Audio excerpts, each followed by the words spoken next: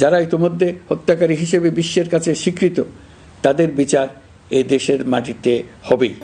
প্রতিনিয়ত যুদ্ধের হুমকি আমাদের ঘিরে থাকে, তো সেখানে প্রস্তুতি না নিয়ে থাকা এটা অসম্ভব হয়ে পড়ে। ডক্টর ইউনূস এই বৃদ্ধ লোকটা একটা দেশ তলিয়ে যাওয়ার পথে ওই দেশটাকে কীভাবে টেনে উপরে তুলতে হয় ডক্টর ইউনূস তা দেখিয়ে দিয়েছে। শুধু তাই নয়, ডক্টর ইউনূস পুরা ওয়ার্ল্ডের কাছে বাংলাদেশকে যেভাবে রিপ্রেজেন্ট করতেছে, পুরা বিশ্বের মানুষ ডক্টর ইউনূসের দিকে কীভাবে হা করে তাকাইয়ে আছে।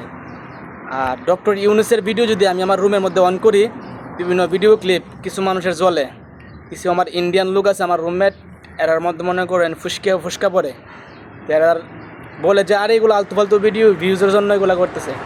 ডক্টর ইউনূস যেভাবে বিশ্বের বিভিন্ন প্রাইম মিনিস্টারদের সাথে গিয়ে বৈঠক করতেছে, আমার পার্শ্ববর্তী দেশ ইন্ডিয়া এরকমভাবে খুঁজতেছে।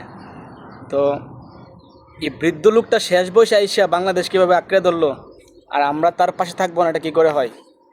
তো আপনারা আছেন তো ডক্টর ইউনূসের পাশে শেষ পর্যন্ত? কে কে চান এই ভিডিওতে অবশ্যই একটা করে কমেন্ট করে যাবেন। ডক্টর ইউনূসকে চান কি চান না?